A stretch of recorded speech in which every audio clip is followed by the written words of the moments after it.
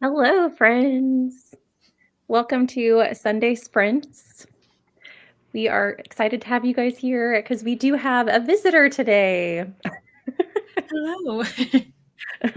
I know that you guys in the comments probably know who Leandra is, but if you don't, I do have her channel linked in the description. But this is Leandra, the TBR0, and she'll be joining us for our Sunday productivity sprints because I haven't had a friend on in my channel for quite some time.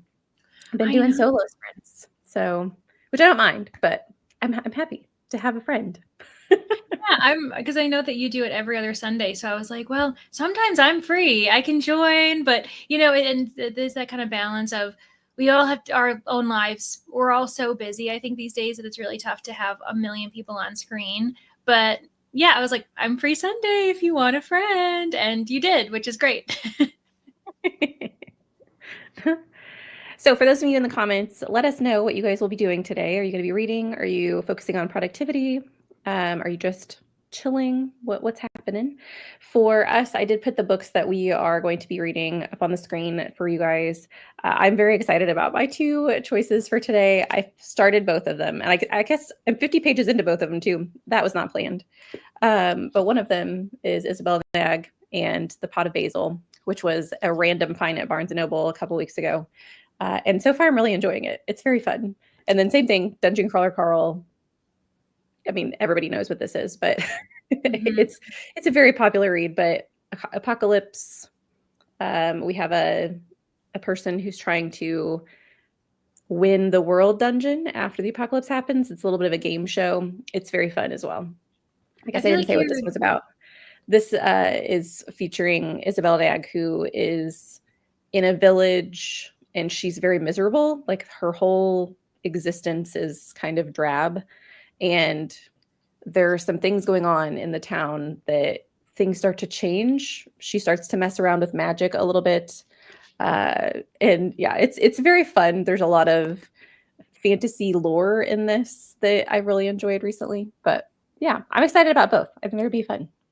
Well, it's interesting because you have like what I would argue a very much lesser known book coupled with one that is everywhere right now. So it's kind of fun that you're juggling like two different types of, reads at the moment. Also, Oliver Darkshire, that sounds like such a whimsical name I for the know. author. He is his own narrator too. Like in the audiobook, he narrates his own book. Oh my gosh, It's very that's fun. really nice. I might have to. I'm gonna add it to my list. I still need to look to see if I even have access to it on Libby. Because yeah, I want to check it out. There's a cat on the cover. Of course, I want to check it out. What are you going to be reading today? As you can see, I've got two books on screen, also very, very different. So one of them is going to be Dinosaur Sanctuary Volume 1. I am rereading this, and we're doing it you're also reading it. I don't know if we should be keeping it a secret or not, but stay tuned, friends. Both of us are reading this book. And then you probably can put two and two together. And then I'm also reading Georges Simenon, The Hotel Majestic. I think it has a different title if you have the British edition, and I can't fully remember what it is. But if you're interested, it is a French translation, kind of historical mystery, or not historical, but not even Golden Age. I'm trying to see when it was actually published.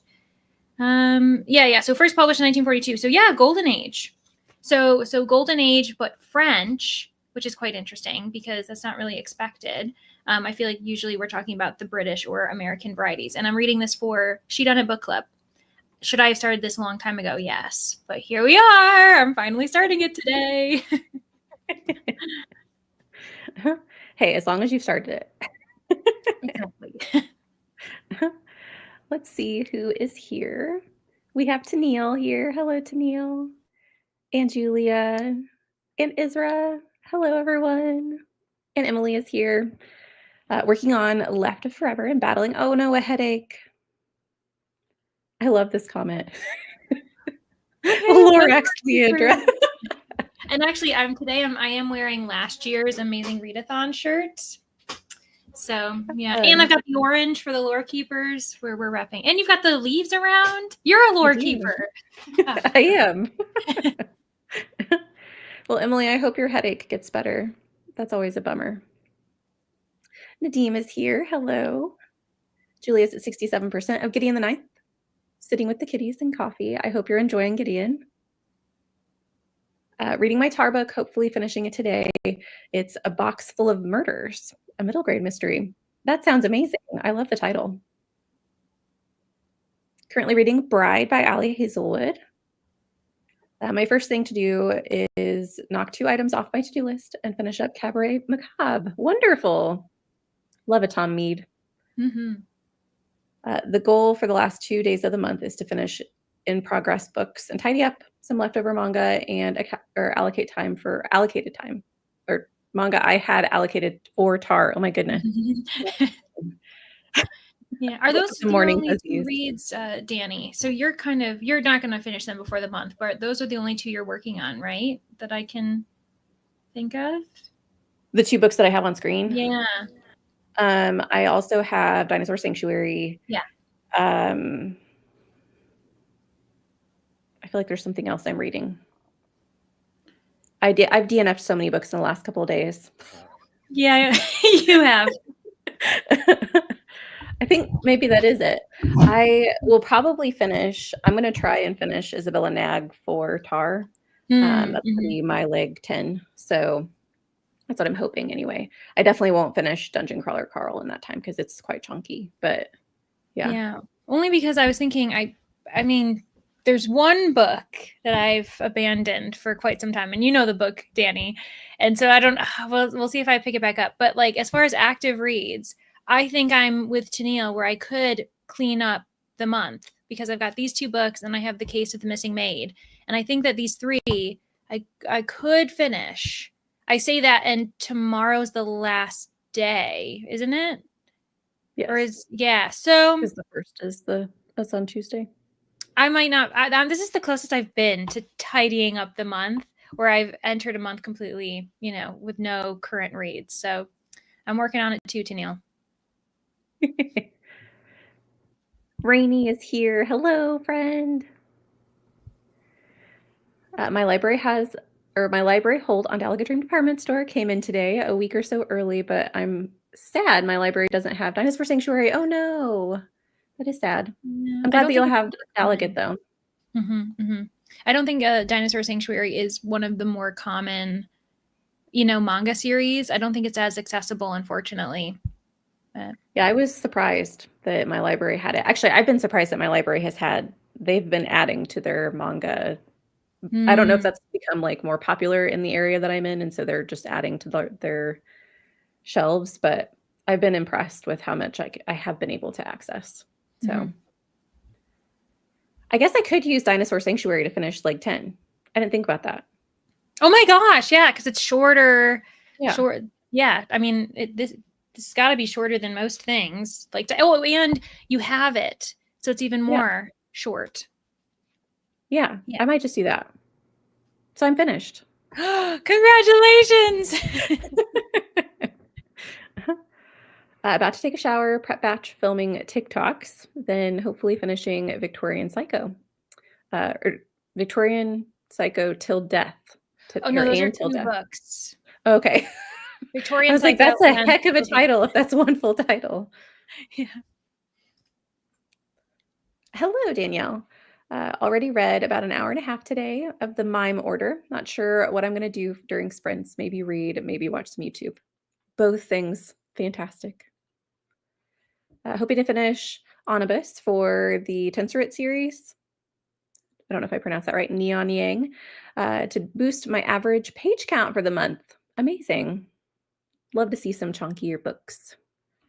Popping in to say hello. Hello, Yelena. My sister and her family are still over, so hopefully you'll be live later when they leave. It's fun seeing you both in sprints for a change. It is. It feels old school.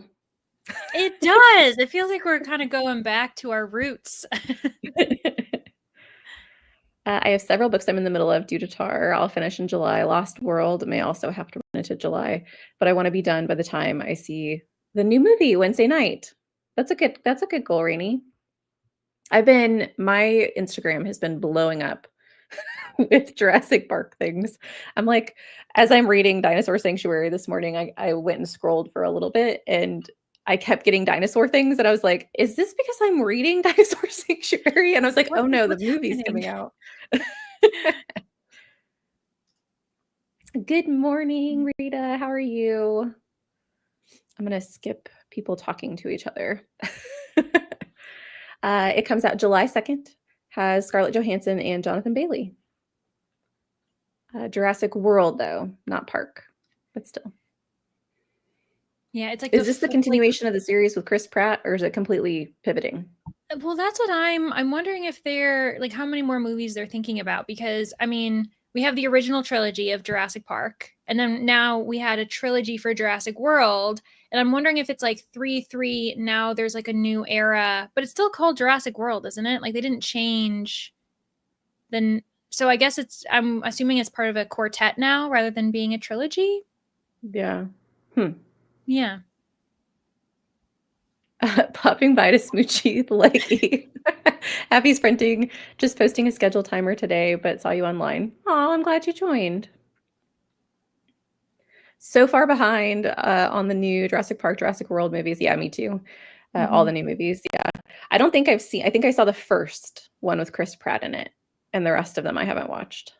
Yeah, obviously we were doing, so Rainey and myself were doing it with our Patreons. We were doing the watch alongs, but I had only ever seen Jurassic World once. I'd seen the second one once. And then last Tuesday, we all watched the third one. And that was the first time I ever saw it. So now I've officially watched all of them, and I would be ready to watch the movie theater, but I don't know if I'm a movie theater person anymore. It just feels like there's like so many people. It's probably the theater's probably so loud, like with the speakers. I think I might be oversensitive to noise now. I don't know if I could go. It probably would like freak me out.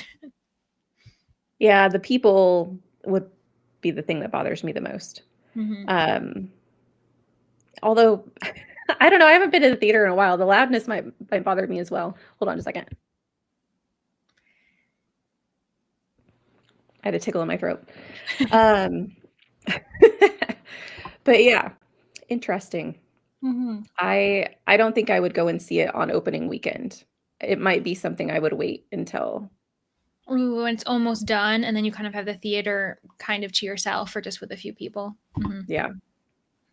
But, you know, some people like going to the movies. Oh, I used to when I was a kid. It's gotten so expensive that I just don't go anymore. Yeah, and I feel like I've lessened in being a movie person. Like I think I like TV shows more, like as far as like serialized things. And for some reason, I just am not as. I used to be a far bigger movie person than I was a TV person, but now I think like I like to see episodic things. I think like shows you can be a part of the characters more. I don't know. Ashley is here. Hello, Ashley. We're blessed with a dynamic duo today. We are. Fun fact, Jonathan Bailey plays clarinet and played the music for his character. Interesting. That's fun. Interesting. I'm not getting dinosaur things. How dare my algorithm fail me? I don't know, because I haven't, it's not like I've looked up anything for Jurassic Park on my Instagram, but yeah, it's just, that's all I'm getting. I'm getting a ton of it. Well, it does make you start to wonder if everything's connected. You know, if you like Google, like even in your library, like, hey, looking up Dinosaur Sanctuary. I don't know. It freaks me out. I'm sure, like, I feel like they're all listening all the time. Yes, I agree. Pretty sure they're pivoting. Okay, it's a new Jurassic World within the world. Interesting. I'm so ready.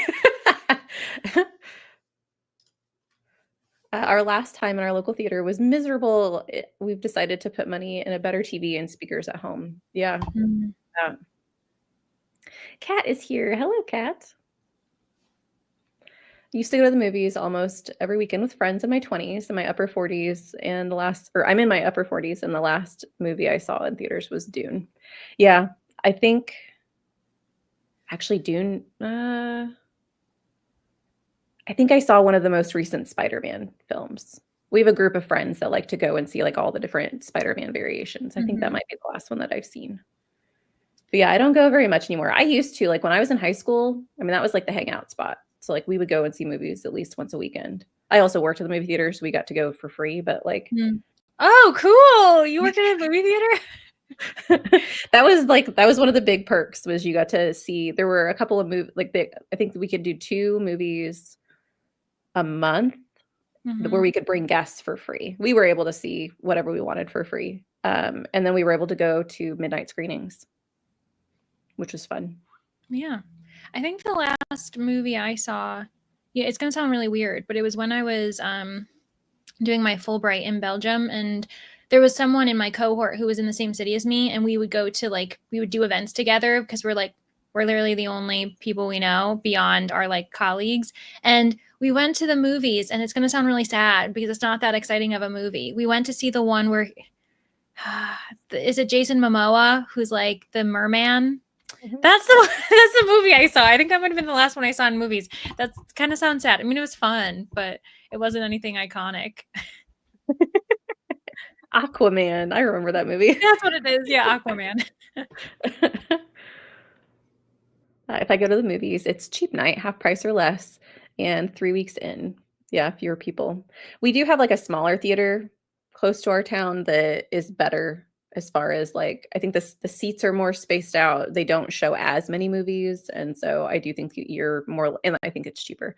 You're more likely to be able to. I just don't like people, guys.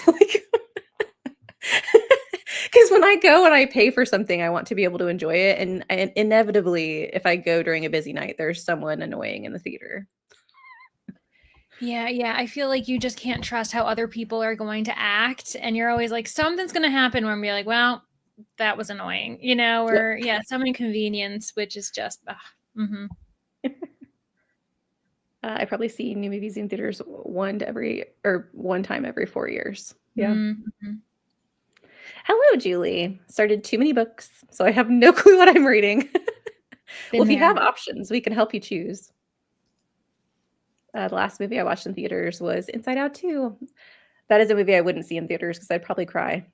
Yeah, I still haven't seen it. I want to though. Oh, that's a good. The first one's really good, obviously. Ooh, I skipped. I just don't like dealing with people who want to talk through the movie anymore. Yep, 100% agree. Haven't been in the movie since A Man Called Ove. Hoping to go to a new Fantastic Four, though.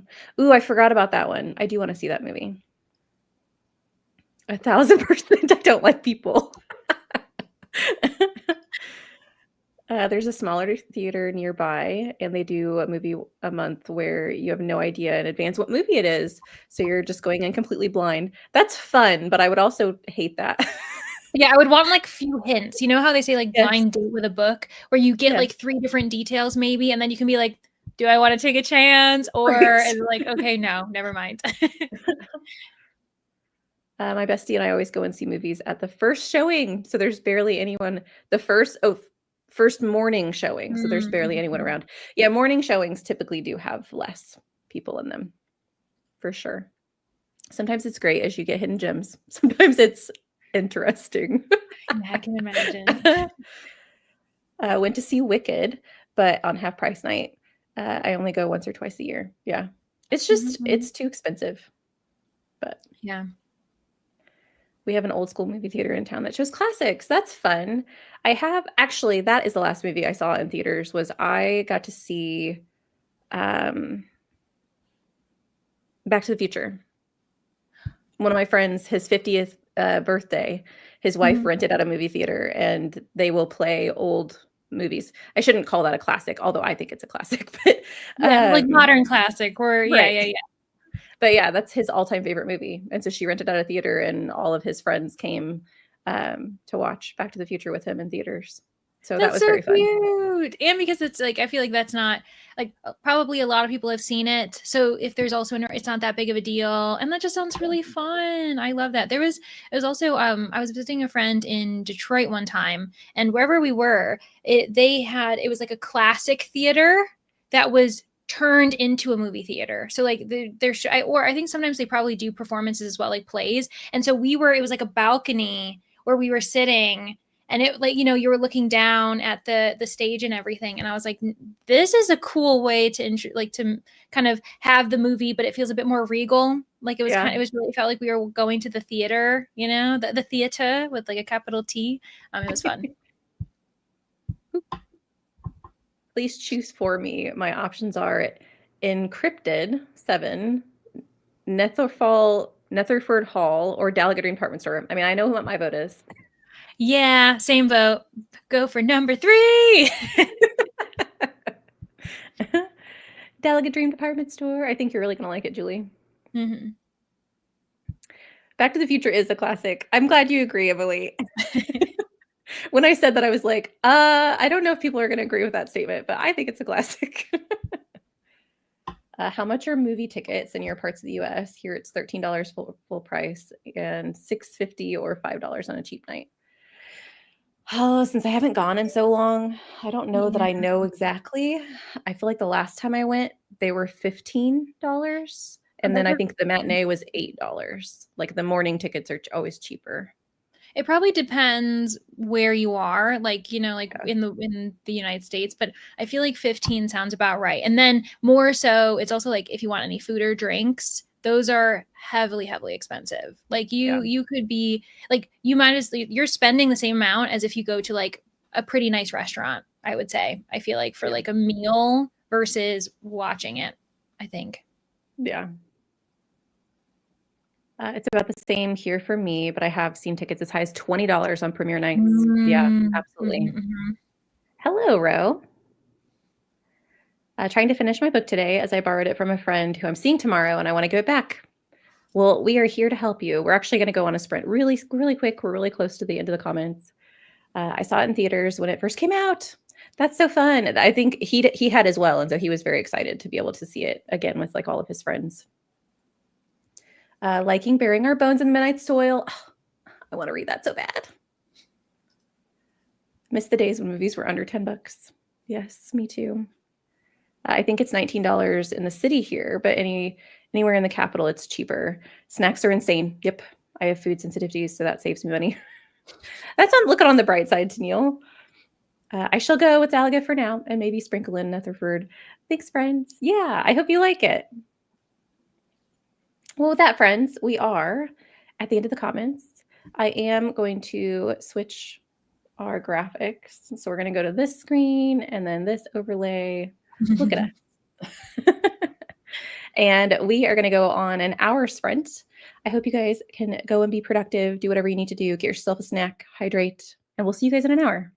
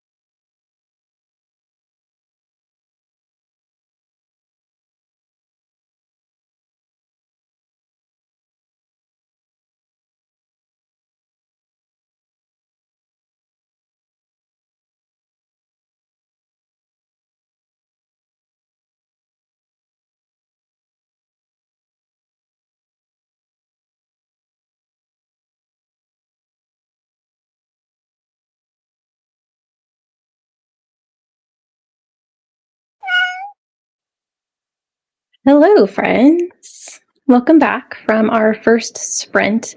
I am going to come into this sprint telling you that it is storming here.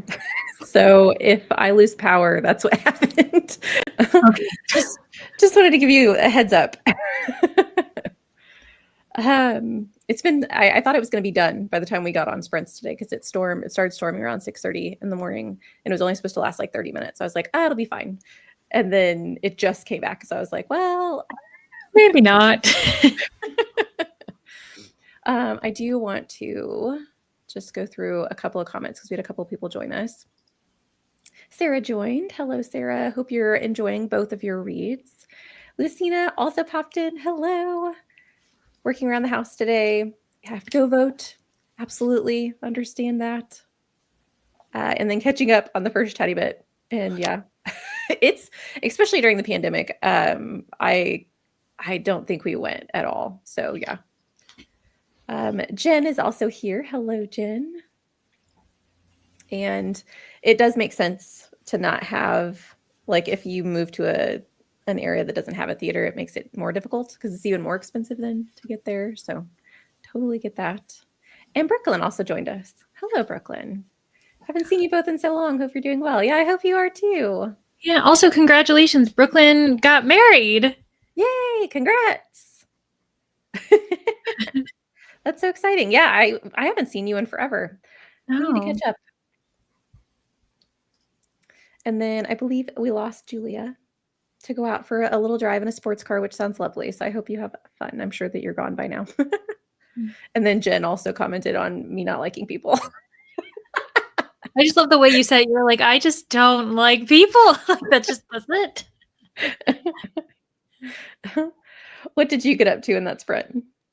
So I did officially start the Hotel Majestic, which actually quite fun that I don't know if Kat is still in the comments, but like the author, George Simenon, is a Belgian writer, and it's written in French, but it's set in France. Interestingly enough. So yeah, I was like, oh my gosh, Belgium, but like the French speaking part. And I am 28 pages in. So I read 28 pages. I've been nursing my coffee and I'm already like, do I want more? And that's all I did. How about you? That was the Battle of the Booktuber sprint for me. I didn't intend it to be. I thought I was going to read that first sprint, but I got on. For those of you in the comments, if you're not aware, Battle of the Booktuber starts on Tuesday of this week. We have the first week's vlogs will be coming out every day of the week except for Monday, starting with my channel on Tuesday. And because of the fact that we're bouncing around, I wanted to put community posts on my channel to direct people to the appropriate channels on the appropriate days. So I went through and I scheduled all of those for the month. And then I also worked on like the description and stuff for my blog for Tuesday. So I'm still not exactly happy with the thumbnail and the quote that I chose for the thumbnail. So I don't know, that might change. But I'm not going to give away any spoilers right now. So but yeah. So the next sprint I will be going back into reading. I don't know which one I want to read though first. I'm debating because both of them are quite silly in their own ways. So I don't know. Well, one you have audio, right? And then the other one you don't. So maybe it comes down to that. Like, do you feel like just sitting reading, or do you want like an auditory experience? I don't know if that would impact. Well, the problem, so like I definitely, if I just had a straight audio, would go for that because I need some to do like some laundry and stuff like that. But I'm immersive reading this. Yeah, I know. Because this book, I didn't realize until I originally started this book with the audio and got to, I think I was like on chapter 5 and was like, I really want to listen or I want to read this immersively. So I started reading it immersively and I realized that the book actually has has footnotes that the narrator doesn't read. It has some footnotes that the narrator does read. So I'm assuming that this is just a more recent edition of the book that got published than the one that was produced on audio. And so I feel like I almost have to immersive read it. And I am enjoying like the immersive reading experience, but I don't want to miss out on those footnotes because I love a good footnote. I know that some people hate them. I love them. I think they're so great, No, especially I when do. authors use them to put in like nonsensical information that really you don't need, but just adds to the world building. I love it. Well, what's weird is you say like the narrator doesn't read aloud all of them. It's the author. So that means the author has made, I guess, like an artistic choice not to always read aloud his own footnotes, which is interesting. Yeah. It is Yeah. strange because I do have to like because the way he reads, I'm only reading at 1.5 speed, so I'm not reading at like a super quick speed. The way he reads, he kind of pauses in between sentences, or at least the ones that have footnotes, he tends to pause. And I don't know if that pause is like him thinking, like, do I want to read the footnote? Or if it's Mhm. just him giving the reader time to pause the audiobook and go and read the footnote. I'm not sure. But I always have to wait for the pause to see how he starts the next sentence and be like, do I need to pause the audio Yeah, or is he going pause, to then read it you for me? read. Yeah. It's been fun though. Jen is finishing her last book in Tar. I'm so satisfied with how my month went. 9 books from my shelves, even if 3 of them, the library book, were DNFs. Hey, but you got books off your shelves. Like you're just adding more space so you can buy books that you'll like better, right? Mhm. Mhm. Oh dear. That's a great progress. Absolutely. You're making headway on your project or on your shelves project. I love to see it. I hit 40%, oh my goodness, of Delegate and 46% of Netherford, about a chapter of each during that sprint. I hope you're liking it, Julie. Got to 75% of Till Death, still 160 pages left. Oh, you're in like that sweet spot though that you're really close to finishing. Ah! This makes me so happy. I'm glad you're enjoying it, Julie. If you live in the US, please consider calling and leaving voicemails. Oh, is that for are you just Andrew, you're talking about like politicians like for like elections and Oh, yeah, I think if that you yeah, like talking to your representatives. that makes sense. That was not where my head was at, and I was like, "Voicemails for who?" Yeah, just like call like, hey, if people don't answer, leave a voicemail. Yeah. Good morning. Welcome.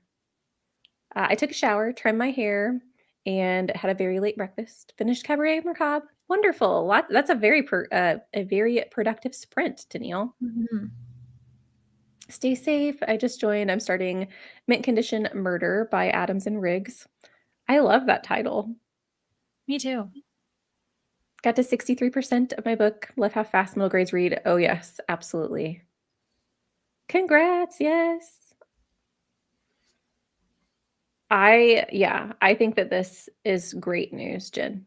I think that that's amazing. It feels good to get that many books off of not off of your shelves because I know you're keeping some of them, but like to get the DNFs Mhm. out of the Yeah. way. The only time it's like rough is if you've recently bought the book and then it's a DNF. Like if it's like, oh You're well, this like, has been on my shelves forever and now I've DNF'd it. It's like the emotional attachment isn't there. But yeah, I recently a recently purchased book I DNF'd and I was like, no. So I think that's the only time when I'm like, wow, this really stinks. yes. Just finished Brother and Sister. Gotta listen to Mark Hoppus' memoir before Libby takes it away. Playing Libby Chicken. Gotta love it. You like people. Ah, I think that's depends a on the people. from a distance. I feel like the funny part is like you're hosting sprints. We're talking to people and it's like, wow, thanks, you say you hate us, but I think it depends on the circumstances. In public large crowds, not as big of a fan. I should also say that this is my uncle. Oh So my gosh.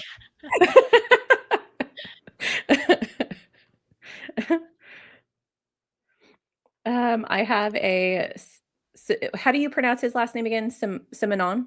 Simonon. I mean, I'm assuming Simonon. that it's like I'm just putting a French accent on it, not sure if Yeah. it's if it's correct. Um, is it Marguerite and the Yellow Dog then? maybe? Yeah, again, kind of going with the it's like a French name, so Magritte, because like there's also the Belgian artist Magritte, and that's spelled completely differently. So I don't know, but yeah, so that's the superintendent, the inspector, and they've Okay. actually been, I think it's Penguin who's been republishing all of these. I was really lucky that I didn't have to go out and buy it necessarily because one of my libraries in our system happened to have it. But yeah, you should be seeing new editions of all of these being published, and I'm actually really enjoying it. Like the hotel setting, basically all of these workers are like starting their day at the Hotel Majestic. It's like 6:30 a.m., so they're all like quietly getting their things done in back of house, and then they discover that one of the guests is like in one of their lockers. Like they have like these lockers for staff, and one of them sees one's ajar, and when he opens it, there's one of the guests' dead bodies in it. And so now you're backtracking. And there was like a lead up because you're following the person who discovers her. And it opens with him just like waking up, getting his coffee, biking, to the hotel. He gets a flat tire. He like arrives 10 minutes late, and it's like, and then he punches in saying 6:10, 10 minutes later than usual. That will be confirmation when he tells the police later, because like it's like these things going on, and it's like, oh, someone leaves, he assumes it's this dancer who works at the hotel, but he doesn't bother to check, so you just know like, okay, a stranger left the hotel at this time, and there's just like all of these things. So yeah, and they're like, oh, 10 minutes until it happens, and then they discover that the body at like 6:30. So I was like, this is very fun. And you like a timer. I love it. I love it. Time sensitive, and also just like, yeah, timetables. Yeah. I love that stuff in a mystery. Very fun. I just realized that my first vlog comes out this Wednesday. Yeah. Truly, yeah, because Rainy kicks it off for competitors. You kick it off, and then right after you, Rainy's the first competitor we see. Yep. I'm very excited for not only the vlogs, but when I was looking at all my scheduled community posts, I do a different picture for all of the competitors. So it's like when Rainy's vlogs are coming out, it's a big picture of Battle of the Booktubers with Rainy in the middle. And like all of you have different expressions, and you're like a rainbow of colors. So it's very fun to see all of them come up. I think it's going to be Oh, good. I'm counting down the days. Yay. It also means my summer's halfway over. That is sad. Got to page 156. Yay, Battle of the Booktubers. How is it almost July? I know. This year has just flown by for real.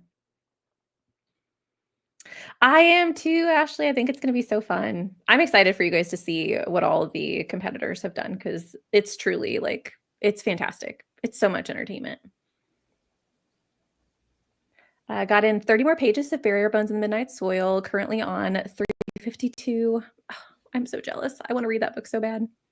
The wait list is ridiculous. I figured that's probably why you haven't read it yet. You're like, I'm waiting. Yeah. Love all the updates you made. Oh, thanks. I've been excited about it. It's been fun to do like the Mass Booktuber, the Battle Rex. I think you guys are going to have some surprises thrown at you for sure. And I wanted to keep it fresh. I wanted to also make it entertaining for our competitors. So it's not, I mean, obviously the books are the main show, but like little surprises along the way too have been fun to see their reactions and figuring out. The Mass Booktuber was very fun to like send you guys clips and stuff and have like they still don't know who it is, so they will be getting that reaction along with all of our audience as well whenever the battle book or whenever the Mass Booktuber is revealed. Shedding tears, especially since we have new health curriculum and I have to redo all my guided notes. That's the worst. It takes so long. Unrelated, I don't think you said how many chapters we read for episode 1, The Delegate Dream Department Store. It was like the first 3. I think we almost do like 3 chapters per. So I think you've got to read to the end of chapter 3. Yep, I agree. It's much needed since the book I'm using is from 2007, very old and out of date on STIs. Yeah, definitely need a little bit of an update. It's just the growing pains of that first year of creating curriculum. Footnotes, another reason to read Jason Ford's Thursday Next series. Nonsensical footnotes. Start in book 2. Me too. Jen's mentioned this series quite a few times, and I'm like, I need to read it. I'm going to start that comment, and I'm going to look it up on the next sprint. Let's see. Just put DDS on hold. Oh, wait, no. DDS. DDDS. DDD. Dollar Get Dream Department Store. Oh. You got it. Woohoo. Amazing. I hope you get it, Ashley. And if not, hold off on watching the episodes for the podcast and come back. No rush. I read a book earlier this month that had unnecessary footnotes. They were explanations of different potions used by the character, but they also were explained well enough through context clues. So did you like this, Sarah, or did you not like it since they were unnecessary? I feel like footnotes honestly, typically that's the point of footnotes too, interestingly enough. Usually, because I remember when I was doing my dissertation for my master's thesis, I included footnotes when it was maybe interesting or added to my point, but wasn't necessary to the story. So I guess it makes sense. Whereas you should just be able to read it without the footnotes, just like an academic paper. It just adds potential context or more kind of indirectly related content. But yeah, I guess it depends, Sarah, if you're oh yeah, cool, or you're no, actually, I don't want this. I don't care. Yeah. Talking about movies, the How to Train Your Own Dragon remake was fun. I haven't watched it yet. I do want to watch that one. I think my original message got filtered out to call your U.S. senators about their rushed voting on the horrific BBB last night at midnight. I don't know what BBB is. Yeah, I'm gonna have to look that up.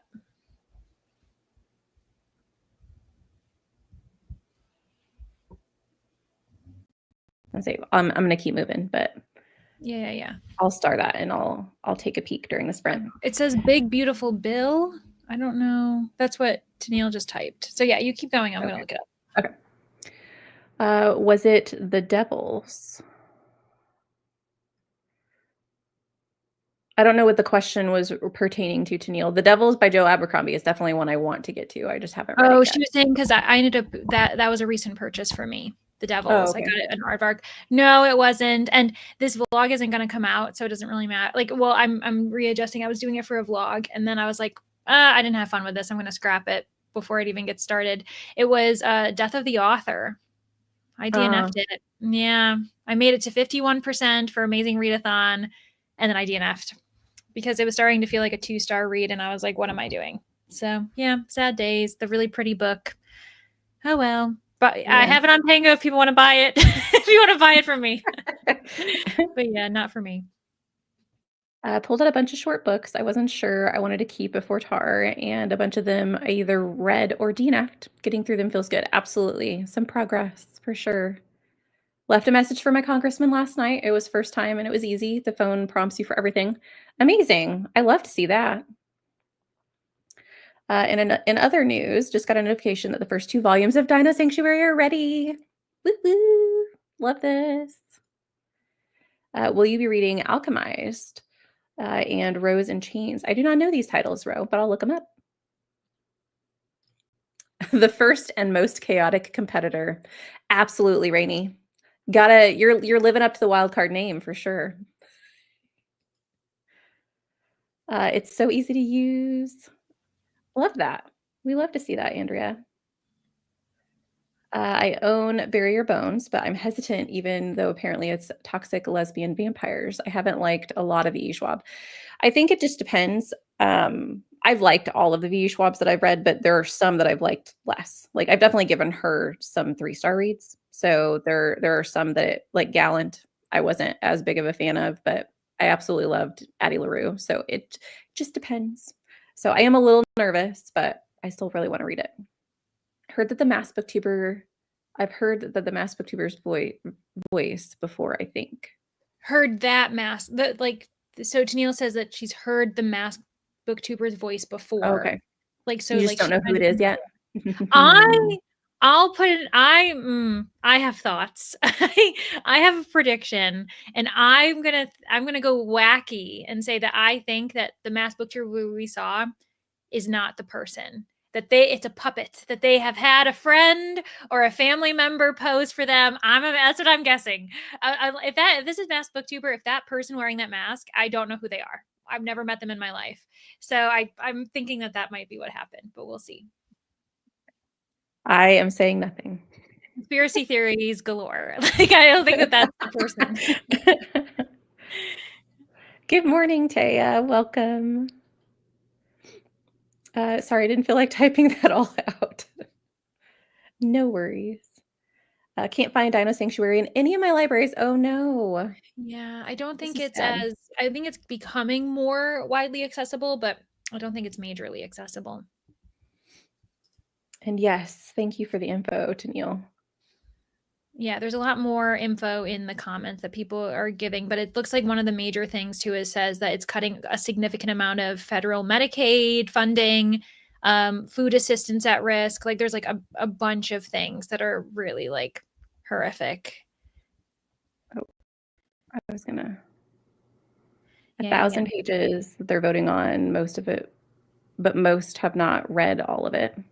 And that's what happens, I think, a lot of times when they're trying to pass Mhm. bills or certain policies. Like, they put so much jargon and they make the document so long, and that's how they also like secretly put other things in. That's what I also don't like, when you see them, they're like, oh, let's vote on this thing that has like 20, 30, 50 things that we're trying to put in place, and a couple of those things you do want, but a Yeah. lot of it you don't, and you're like, well, if I say yes, then I have to say yes to all of it, or if Yeah. I say no, I'm saying no to all of it, when I think a couple things will work. And it's all just really. Which I don't understand why. I mean, I know why, but why can't we just vote on individual items? Yeah, Or I like think for them items they that felt clearly connect. Mhm, Like, mhm. I understand putting that stuff together because I know that I'm sure a lot of different things come through and it would take forever to vote on every single thing individually. But can we not put like items together? I mean, I know why they Mhm. do it because they're trying to pass through things that people don't want. I get it.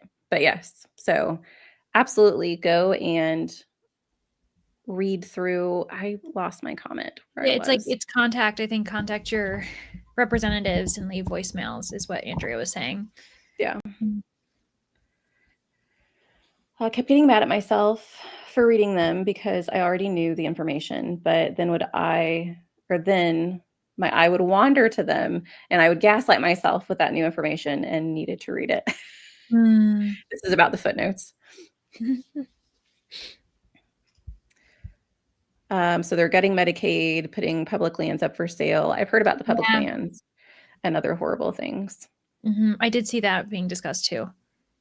Yeah. So for sure, go take a look, call your representatives. Left messages for one earlier today, but other rep has turned off their mailbox, which is frustrating. That's interesting that they can do that. Rose in Chains is a Dramione fan fiction. It took me a minute. I was like, that's not a word I know. Dark and first in the trilogy. Yeah, I thought the same thing. Like, why can we turn off our voicemails? I mean, you can't say that they're going to listen to them, but it's just going to be negatively impact so many people. Yeah, for sure. And people need to be more informed. I need to be more informed. Clearly, I didn't know what BBB even stood for. So I appreciate you bringing it up, Andrea. What a theory about the mass booktuber. I think I'm going to pause here because we do have a lot more comments and I do want to get us into a sprint so we can be productive. So I am going to put a little star on Julie's comment and we will come back. So we are going to go into a sprint, friends, and I will read through the comments that are on just to make sure that nothing's like time sensitive and I will respond during the sprint, but we are going to move into a sprint. So go and be productive, take care of yourselves. We'll be back in an hour.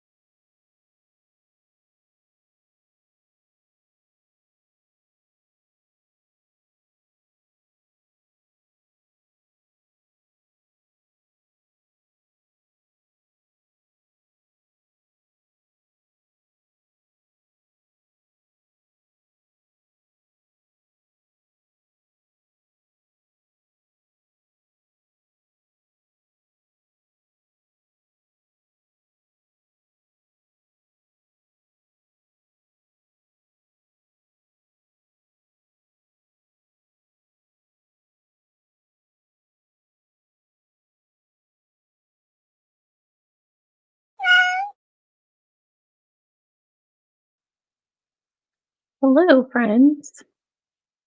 Welcome back to our next little chatty bit. Sorry, I'm trying to figure out where all my buttons are. Sorry for the delay in the sprint. I, on a whim, walked into the kitchen at the very end and decided I wanted a cup of tea, and I did not have enough time. I think you gave us 7 minutes or something like that. It was a small time where I was like, okay, she's probably just finishing something up. So, what did you get up to in that sprint? Well, I ended up there's something that I've been debating for quite some time. I was like, do I want to do it? Do I not? And it's because you know this. I really love the book Welcome to Night Vale. I really enjoyed it. And so I finally have been listening to the podcast, starting way from the beginning. And I didn't realize that it started in 2012. So I'm listening to episodes from 2012, which is kind of wild. And the reason why I finally started listening is because there was an announcement that they are touring now, various places in the US and in Canada. And I was like, oh, I was like, should I go to this live show? It looks really fun. And especially because the thing is, it feels meant to be, because literally it is called Welcome to Night Vale, Murder Night in Blood Forest. I feel like for me, I'm like, oh, that sounds great. And so I was like, do I? And then I finally settled on, because there's a handful of locations I could go to, and I was like, you know what?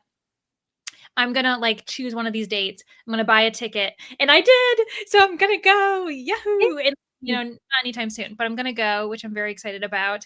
And then I decided to actually make myself some more coffee. So now I've got my own caffeinated beverage, hot beverage, I should say. And I'm at page 50. So I read another 22 pages. This is only 170, I think. So I'm like, oh, I'm making really good progress. I'm very happy, because I want to get at least halfway, maybe by the end of these sprints, or if anything, because I think I want to get to at least page 100 by tonight, which means I'm reading 100 pages. It's really easy, though. I will warn people that there is a lot of comments about women's bodies, specifically if they're overweight.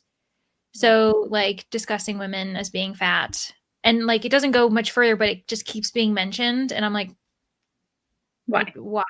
We just don't need it. So just to be warned. The mystery is really compelling, though. That's good. Yeah. So I will need to make time eventually to pick up Dinosaur Sanctuary, but I'm not worried about it, because we aren't recording until a handful of hours later. So I could always pick this up when we're done with sprints. Yeah. But yeah. How about you? I got to page 80. So what is that? 30 pages from where I was. And I'm still loving it. Yay! I actually was going to ask, do you remember, I think it was back in the 90s, the movie Rock-a-Doodle? No, that is not familiar at all. There's a cartoon movie that I watched. I'm pretty sure it was Rock-a-Doodle, that was about a rooster and a whole bunch of farm animals, and their farm starts to flood. And they can't figure out, they're essentially on a mission to try and figure out what's happening. Why is the sun not coming out? And the rooster's name, so I looked it up. It's kind of familiar, but not super familiar. Chanticleer, a rooster. Yes. Okay. I don't know if that's a folklore tale, but that name is mentioned in here, that there is a rooster of legend named Chanticleer. And I was fully thrown back into my childhood. Let me look this up. Oh, there's also, weirdly enough, there's something called the Chanticleer Gardens. It was also a ship for the British Royal Navy. It might just be a name that's very. There's also an ensemble that call themselves Chanticleer. Oh, hold on. So Coastal Carolina University, apparently their mascot is the Chanticleer, a proud and fierce rooster. It's a unique moniker for Coastal Carolina University's mascot. Is it I like wonder what another? came first, if it was the movie or the mascot, because I don't know. It was a very weird callback to a mythical rooster who was the hero because that movie that happens. Is it another name for rooster? Maybe like I wonder if it's It like could be. because like why like the fact that there's this university whose mascot is the Chanticleer, a proud and fierce rooster, and that I feel like that must be maybe in another language or maybe Julie said Chanticleer here's a origin. fable called Chanticleer and the Fox. Old French for sing crow, because I guess like Oh, it's from the chanter. Canterbury Tales. Yeah, so it says it's Old French. And then there was Reynard the fox in English. What? This is very So interesting. that's the one that Julie mentioned. Yeah, Chanticleer and the Fox. yeah. Huh. Middle and then it to Middle English. So it was Old French and then it's from Middle English, which also makes sense with Canterbury Tales. Yeah. Anyway, I was just it was a very fun callback to that little thing, but I also think that there's something in this book that you would enjoy. So I'm going to give like a little teaser, but I'm not going to say anything more, but I think you'll find it interesting. Goblins are a fungus. They're a fungus. You know, it seems really really weird, but I love fungal things in books. The way that it's described is very fun. So yeah, I'm having a good time still. I think that I don't know. It's just it's a very it has a lot of callbacks to things that I've seen, and surely like the Chanticleer reference from Rockadoodle was obviously from something else, but it's fun seeing all those things kind of come back. My screen is blurry. Focus. Oh no. Oh no. It is like a little slight. It's like the smallest thing where you're like something's off. Meanwhile, I'm gonna look up Isabella Nag. I'm gonna see. I don't foresee my library system having it where I work, but I don't. Yeah. In the meantime, I'm gonna scroll up and see where we started the comments. I am not gonna go past where this sprint has started, or I'm not gonna go past like the little explanation by Leandra that this was actually Leandra's comment.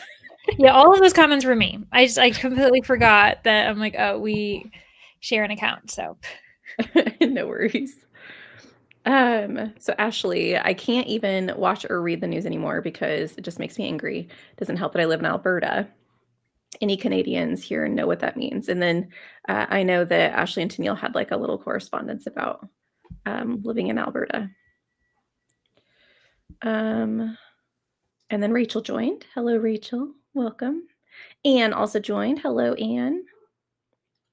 Annika is here joining for some motivation to do my postmodern lit assignment. We can motivate you.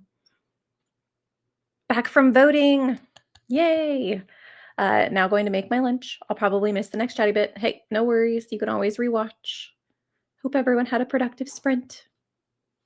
On chapter 8 of Mint Condition Murder. Wonderful. That time I listened to some of I'm Just a Person. Nice. Did you enjoy it? Joined with some time to spare, so I watched back the previous chatty bit I missed. Can't wait for the first episode about all the booktubers. It's going to be so fun. Another chapter of Dallagut and a little of Netherford. A little bit distracted by lunch. Yep, I'm going to eat lunch on this next sprint. So, me too. Ate lunch, leftover pizza. Wonderful, Emily. Made a coffee. Read 17 pages of The Serpent and the Wings of Night. Wonderful. And yes, all of our little beverages. They are a must when reading and being productive. Yes. I'm about done with the outline of my paper. That's amazing. Congrats. It's always like a, fresh feeling. Get some weight off your shoulders.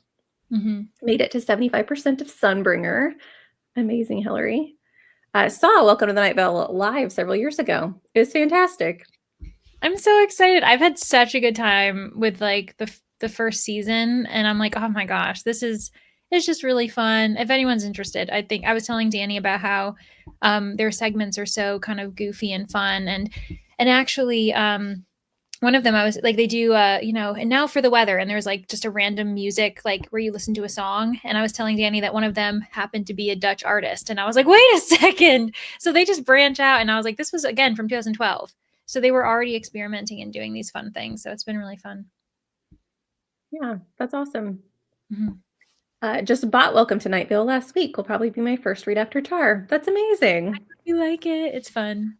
You're making me want to reread it. So, backstory for those of you in the comments, Leandra already knows this, but I read this years ago. I think it was back in 2018. So it was way before I even had a booktube channel. And I read, I think 30% of it and then just gave up.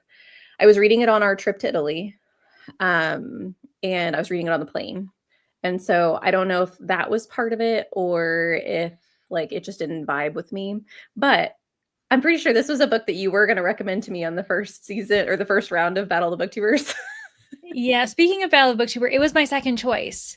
Like I literally, because we had to give you 2 recommendations. The first one was the Wickwire Watch, and then my second choice was Welcome to Night Vale. And I remember you being like, "Yeah, whoever recommended that to me, I would have had to say no to it because I DNF'd it." And I was like, "Good to know. Okay, feeling confident." The Wickwire Watch, though, worked out perfect. Yeah, it did. We have to continue that series, actually. We do. All the series. It's a never-ending list. Hello, Jamie. Joined during that sprint reading Cat Cradle by Kirk Vonnegut. Vonnegut. my Almost like Dallagut. Dallagut Dream Department Store. Vonnegut. True. Vonnegut. Look at that. Only 6 pages left. Oh my goodness. Mute us and finish the book. Yes. I do think that sounds really fun. I hope you have fun with it. I'm very excited. Is your book set in our world or fictional world? And how whimsical is the tone? It's definitely a fictional world. And I think it might be loosely based off of a place, but no places that it's called East Gragsby. Maybe I just don't know geography and it's actually a village, but I'm pretty sure it's a fictional world. And I would say it's whimsical, but it's not like Hitchhiker's Guide to the Galaxy, like whimsy. It's not absurdist, I guess I should say. Mm. It's more, I'm trying to think of a book I could compare it to. I was gonna say, what about like, would you label this as like cozy leaning? Oh yeah, for sure. So like compared to other cozy fantasy that you've read, how does it compare to them? I think it's more silly than like something like Thornhedge. Mm-hmm. But it still has dark undertones like Thornhedge does. I'm trying to think of like Emily Wilde's is definitely more serious in tone. So I don't know that maybe I wouldn't call it whimsical. I would just call it silly. It's not like things make sense. It's not Alice in Wonderland type of a vibe. And I feel like things are explained. But yeah, it definitely has some silly moments. But we also talk about like people dying and people not caring. There's a person who's trying to get rich and she's using the goblin fruit to get rich and she doesn't care that it kills people. So there are like some dark undertones as well. So yeah, if you're not a fan of whimsical titles, I don't think that should prohibit you from reading this, is what I'm saying. But if you like whimsical titles, I also think that you could potentially like it. It's like in the middle. I don't know. Yeah, is it, well, because I'm trying to think is like, because there's also cozy that kind of gets serious, like Natural History of Dragons isn't necessarily cozy, but it has a certain tone. There's humor in it, but there's also some serious stuff, like people get hurt. Like, yeah, not that I'm saying that that's similar to that, but you know what I mean, where you are you're straddling where the like serious things happen, people die, but there also is humor. There's also just like a good narrative tone, like the narration tone. Yeah. Yeah. We only This have is a not 7-minute sprint, guys. here we go. See you in Run. 7 minutes. So one of the things, I guess, speaking of cozy, and this was not a cozy that we enjoyed, but the Village Library Demon Hunting Society. I was gonna say we. I'm like, so you must be Yes. bringing up a title I also didn't like. Yeah. So that book, how it was kind of like obviously people were dying in that was a murder mystery, but you still had like this kind of funny undertone of Mhm. the oddities of things that were happening. That Right. seems to be something that this is going with. I like this way better than that one. That mystery was awful. Yeah. But I also feel like the fantasy in this is well defined. Like there's obvious things that are happening Mhm. that are magical. Like there's talking plants and there's a talking donkey. Like, and all of it was caused by like magical potions. Like I Mhm. feel like, yeah. Is the tone where it's like everyone kind of knows the thing? Like I keep thinking of books where they kind of do happen in the real world. Because even like, and I keep mentioning historical, not that that's historical, but like even Soulless, like there is some humor, some silliness to it, even as things are happening. Like again, not saying that's the same, but I feel like why is it very hard to describe these types of books that are like in that middle area where like there's clearly a plot, it's Yeah. clearly focused, but there's also some tangential humor. The characters can be a bit silly at times. I think, yeah. It's also like dark humor. I don't feel like I feel like it's dark. Like the characters in this don't think it's funny. Oh, okay. It's just funny for you that things are happening, if that makes sense. Oh, okay. Interesting. Oh, I want to read it. It just sounds good. I think it's gonna continue to be great. I think it might be one of my favorite books of the year. We'll see. Early days. Wow. Thanks, Ashley. I got it from it's a local place that does, is it Danish pottery? Is that right? Dutch pottery. Dutch? There's I was gonna say it looks like it might be Dutch style in like the kind of art. Like what is it? It starts with a D. There's like a Dutch town that it's very known for. I'm gonna look it up. You continue. But yeah, I like it. Thank you. We had 2 weeks at the beginning of June where we were getting smoke from the Canadian wildfires and here in central Illinois, and the air quality was some of the worst in the world. Oh, that's awful, Emily. And also the town is Delft, by the way, in Delft. the Netherlands. So I think it's like Delft. But that's usually like the blue and white. Do you know what I'm talking about? If Yes. you yeah. And they have a lot of that in the place that I bought this at. They just have some that are offshoots. And so I Cool. like it. It's very fun. Bia is here. Hello, Bia. I just got back from a week at the coast, hoping to read a bit more of The Night and the Moth tonight. Wonderful. I hope you like it. Chanticleer reminds me of the book of the Dun Cow. I haven't heard of that either. I'm gonna have to look all these things up because I feel like it's very interesting. I've never heard anyone use that name before, and then all of a sudden it pops up in this book, and I was like in my childhood again. 23% into Fahrenheit 182. I was the biggest Blink 182 fan, so this is my teenage dream come true. Aw, Awesome. I love that. Back to the comments about Chanticleer. Apparently, he also wrote Isabella Nag and the Pot of Basil and the Goblin Fruit Part. Who? I think maybe this meant, author. Okay, this I think author Once is Upon a Tome is the other book by that author. Maybe I think Tennille might have accidentally typed the book you're reading rather than okay. the other one. Maybe. Okay. Yeah, because there is. I think this author has written a nonfiction book, and I think that's the Once Upon a Tome. I'm going to add this book to my TBR. That sentence has me. That's not what I meant. I meant to copy and paste, and it went screwy. No worries. The passage I tried to copy talked about goblin fruit. Yeah, it's just fantastic. Just realized this book was in your recent video, and that sounded so interesting. Yeah, it was in my book haul because it was a random purchase from Barnes& Noble. Read a bunch of pages in my last horror book. Clear standout of the month was The Goblin Emperor, and I also finished Lady Trent series. Amazing! I'm so glad you like The Goblin Emperor. Oh, Maya, I need to read that book again. I'm Just a Person,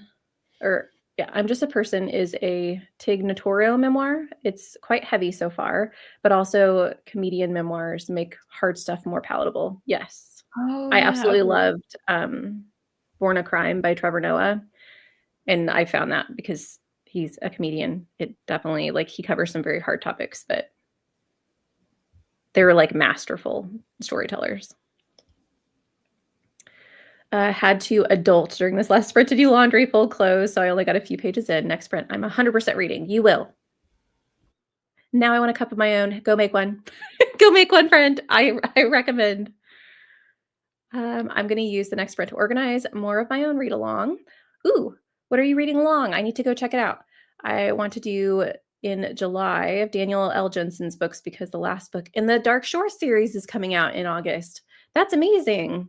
That'll be fun. Got up to finish breakfast. Didn't realize I spent my morning feeding everything else except me. The life of a farm animal owner for sure. Hello, Rope Crewman. I have one sprint left. So we're going to do one more. Hello, Danni, Leandra, and everyone finishing up Zodiac Rising for leg 3 an amazing readathon. Then start reading Spent by Alison Bechdel. Bechtel, I would maybe. Sure. Go with that. Found a couple of fallen baby birds, and so they're just ugly and helpless. Oh no, I couldn't leave them on the ground. They called me mother of birds. Oh. I'm glad you saved them, or tried to save them. I like silly, not a fan of absurd. Agreed. The Night of the Moth has some cute, funny moments with a gargoyle. Oh, that I didn't expect. I want to give this a try. I just don't know because it's romantasy. I know. Every time, like, every time I try a romantasy, I'm like, I hate my life. So I'm like, I don't know. I don't know if there's a romantasy out there for me as far as, yeah. Yeah, I agree. I want to find one I love so bad. And this one does look good, so I might give it a try. Mm-hmm. Believe it or not, that all was super helpful to give me a sense of what to expect. Good. I'm glad my rambling could make sense. Exactly, Rope. Almost every year, at least one falls, and I can't get to its nest to put it back, and I end up raising and releasing them. That's very sweet. You are like the Snow White of the internet, Rachel. Mm-hmm. Every year, I end up taking care of all the new hatched chickens because all the hens fight over who gets to be the mama and accidentally hurts them. I've seen videos of this on Instagram, and I think that's wild that they will fight over whose chicks are whose. The Percy Jackson books aren't cozy at all due to the high stakes nature of their plots, but I would definitely label them as comfort reads. Yeah, I agree. I've never read those, but like I agree with the sentiment of being comforting, not cozy. One day I'll add crows and vultures to my bird allies collection. Crows act like cats and to any human they like, and vultures act like puppies towards humans they like. Interesting. And both will fight off hawks. I had no idea. Delt blue is a paint pigment color. Didn't know that's what it's named for. Yeah, I've been to Delft. It's beautiful. It's like a really nice location. So it's named after the location where that style ended up coming from. So interesting. Mm-hmm. Let's see. So far, 42% in the romantasy in The Night and Moth, and it's very subtle. Okay, so the romantasy in it is very subtle. Definitely more fantasy with a bit of romance. No spy so far. Okay. There is Actually hope. not sure why everyone says it's romantasy. Interesting. Is it guess because this is the same author of One Dark Window, right? Yeah, and a lot of people say that that's not that one isn't isn't a typical romantasy person's cup of tea. But I do think that one's probably romantasy. And then there's the conversation of fanro versus romantasy. So Listen. yeah, I was like, which we won't get into because I don't understand it. But so maybe that's what it is. Or suddenly the romance kicks in and it becomes like heavier. Like it might just be truly slow burn and then you get it. Yeah. I don't know. I agree with this sentiment, Julie. I really want to try. Is it Rachel Gillick? Is that who it is? I think Is that her so. Yeah, name? yeah, yeah. Mm-hmm. I'm just nervous. I know. I think romantasy is hard to get into because weirdly, same way as supernatural romance, where it's high drama and world building is a choice. Yeah, I feel like it's because you know what it is. We were talking about this yesterday, actually. Like tonally, and like the way the characters speak, like dialogue wise, it sounds like it's set in the real world. Mhm. Like I feel like I'm reading a contemporary romance the way they talk, or not contemporary, but you know what I mean. Like I feel like they're in the real world, and I'm like, this is very weird that you're talking the way Danny and I would talk, but it's in a fantasy world. Like I feel like Yeah. that disconnect really makes it really hard for me to like process and like take the characters seriously. And that's not to speak for everyone, but like for the ones Yeah. I've picked up, I'm like, this just sounds like you're like they live in, I don't know, Virginia. And like they're just like there are dragons. And I'm like, what are we doing? Fanro's a new one. I haven't heard of that until now. Interesting. Oh Yeah. yeah. I've heard of it, but just because of our numerous discussions about romantasy, because we don't know what it is. Yeah, we're trying. We're trying. I'm thinking now romantasy is by portion of romance in the story, but also certain tropes, because there can be heavy romance and romantasy fans claim it's not romantasy. So maybe more vibes. I think romantasy focuses more on the romance, while fanro is more on the fantasy. I would agree with that. The vibes comment from Tennille, I get a lot. Like that's essentially what we were described on our podcast was like it's more of a vibe book. And I'm like, but you don't how do you label something a romantasy without reading it then? Yeah, like you'd almost like that also probably explains why a lot of publishers are getting like so much heat when they're mismarketing something. And it's like, but like when it's based on vibe, if the marketing doesn't fully get the vibe, you know, so then people are like, this isn't actually a romantasy. And it's like, well, how would anyone know until you get it to the readers? Right. Yeah. So far, it's very atmospheric, kind of like T. Kingfisher. All right. Well, those are words that I enjoy. Love me a T. Kingfisher. I mean, if you think about it, Shakespeare used modern language, his era, when writing plays about fairies and stuff. Yeah, yeah, and I don't like Shakespeare either, but like that's for different reasons. But yeah, then that's totally fine. But I also think that a lot of times literature also does do it in a different way. Because even Shakespeare, like he made up words. Like a lot of our language today, I think like there's like 100 words or something like that like we literally use thanks to him creating it. So he was also playing with creation of language, and he was also like speaking in what is it like iambic pentameter, like poetic things. Like I feel like there's different things, and his books oftentimes were set in the real world. Yeah. And they were interacting with fairies. So I feel like it's different when you're supposed to tell me there's a completely different world, all of these countries, these empires, everything's made up. And then suddenly they're, you know, saying things that are just kind of like, oh my God, I'm not vibing with him. I'm like, what? You're not vibing with him? You know, or something, you know what I mean? Like there's just certain languages where I'm like, this is too much. And I'm only speaking on like the 3 romantasies I've tried. So again, a sample size. I like reading it, but I'd read a grocery list if it's written well. I love that. I don't understand the definitions, and I've just accepted that I probably never will. Yeah. Right. I understand. Bye, ladies. Have to run an errand. Thanks for friends. Thanks for being here, Katie. I don't need my romance and fantasy spoon-fed to me. In this book, I like it. It's little glimpses that you have to interpret when somebody says the pretty one and his eyes go to her, even though he is supposed to not like her at the moment. Yeah, like So it's nuanced. yes. Yeah. Yeah, not the like main character thinking, "Oh my god, I hate him, but why does he Right. have abs?" like, and I'm like, "What are we? Please, I don't need to be in your head." All Met by Moonlight. Uh, Hmm. mm, question Is mark? this Shakespearean again? I don't know if you're Oh, because maybe. Titania. Yeah. That makes sense. Yeah. I'm not a I'm not a Shakespearean person either. I mean, She Shall Who Not Be Named has changed modern language. Popular literature can change language, TV Yeah, too. 100%. Totally. Yeah. Talking about romantasy and fanro, the market or the marketing doesn't matter to me. I'm trying romantasy for pretty much the first time this summer. I like it so far. It reminds me of YA paranormal romance, and I used Mm. to when I was younger, only it's for adults. And maybe that's so like that to me, YA doesn't work for me anymore. And so if it kind of feels that way, I know with dialogue, like for instance, in I hope Rainy's not in the comments anymore.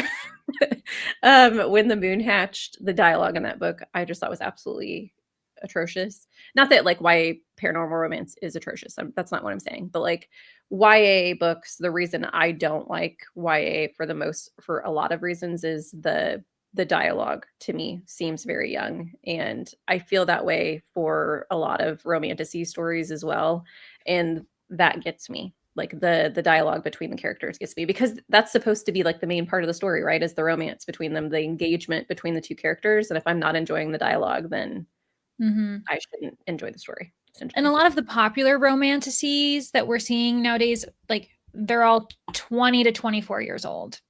Like, they're all in that same, which is not too far off from Yeah. the YA range. I guess we're calling it like it's new adult, right? So it's new adult. And so I think that's where there's that going on. Because if you're following a 20-year-old, like they graduated their high school like 2 years ago, and so I understand why those things very much relate to each other, and I also Yeah. understand why it doesn't necessarily work for you and me because we both have a hard time with YA.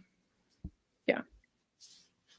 I'm not even going to try to read this. Midnight. I do like a Midsummer Night's Dream. So that one, and I also like oh, what's it called? There's two plays that I like. A Midsummer Night's Dream and then oh, Much Ado About Nothing. Those are the two that I do really enjoy. The rest I never need to read Count you again, but out. I do like those two. Gonna have to dip out. I need to shower and get moving on with my day. Well, thanks for being here, Emily. I hope your headache went away. We're back from our sporty car drive, about with lunch. Too hot and sunny for me, but he enjoys it, so I try to deal with it for him. I get that. I tend to enjoy YA contemporaries more than YA fantasies these days. The conversations seem more organic, with the setting being more grounded. Interesting. Yeah, I could see that. Love the discussion, but I'm off for the pool this afternoon. Enjoy reading. You too. You enjoy the pool, Julie. Thanks for being here. Honestly, for me, romantasy feels like slightly better written and edited Wattpad books. Okay, the accent is slightly on, especially recent pub books in the genre. They all feel like a tropey checklist. And I can see it also like the difference between say like even like self-published, whether it's on online, like places like Wattpad or something like that. Like obviously like these books have editing teams, Yeah, agents, beta probably more beta readers. So it is like you can understand where it's coming from. But I think it also speaks to where maybe some of these authors have started and that is across genres. Like we do see people write stuff for fanfic sites and then it gets picked up. So that definitely has happened to some of these books. yeah. Like fantasy that starts as a YA aged character and then they grow through the years, but they're not YA, despite recent misclassifications, especially with female authors. I do like to see a character grow. If we Mm-hmm. can live with a character throughout the years, I enjoy that. I just the starting novels where they're young, I would have to work my way through. But anyway, friends, we are at the end of the comments, and I'm going to take this opportunity to put us into a sprint. This will be our last sprint. We're going to go off for an hour. We're going to come back, give you guys our last updates. So get some stuff done, and we will see you in an hour.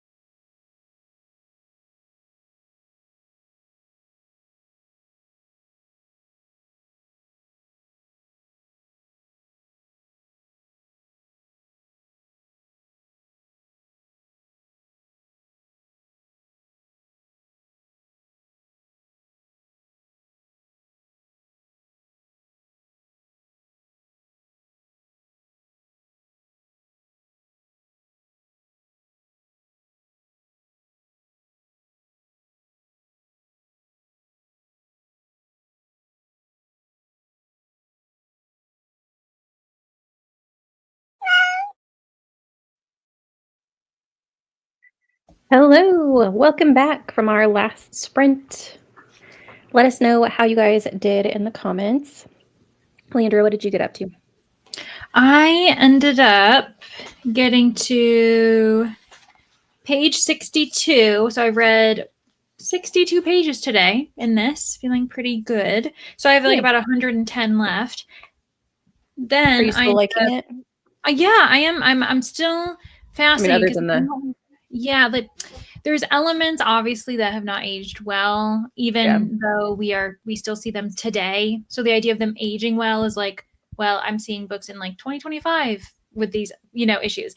But the mystery at hand is still quite impressive, and we're getting into some dark elements. Like, I don't want to give anything away, but we've also have another dead body. So, and I like that. So that's been interesting. Literally, the chapter that I just read ended on them discovering another dead body. So it's like, ooh, okay, interesting. Then I took a break, and I had the goal of doing a vlog update, and I was like, today I'm gonna update that vlog, then move on to the next book. And so I finally sat down, did that when we had 15 minutes left, and then I just read probably like 10 pages of Dinosaur Sanctuary. So I've officially started my reread. How about you? I got to page 97. Yeah, 97. I like both. I really like Dungeon Crawler Carl, but I have been vibing with this today, so I didn't want to switch. I also ate lunch during that sprint, and so I was listening. I did listen to a couple of chapters of this via audio. I might go back and re-listen, just to make sure I didn't miss any like little tidbits that I would like. I do think it's very fun. I found, and this had happened a couple of times, but I didn't realize it was going to be throughout. They have these pages that are actually pages within, it's called the grammar, which is essentially like a grimoire. And they explain like the folklore behind certain creatures and things that you run into, which is very fun. So that happened. I'm still really enjoying it. I'm so glad that I found this little gym in Barnes& Noble. But yeah, I ate lunch, had some ravioli, and I cleaned the kitchen afterwards because the ants, like anytime I cook, like the pot that I cooked in can be out for like 5 seconds, and the ants are like crawling over any type of crumbs that are left on the countertop. Like, so I was like, okay, well, I'm gonna go ahead and clean this area so that the ants like come on in, check it out, see that there's no food, and then go back to your home. I know, that's how I've been. Well, sweet, I don't have ants, but I'll periodically get like, well, I've had like an issue where periodically I'll get like a wasp in here, and I'm like, get out of my home.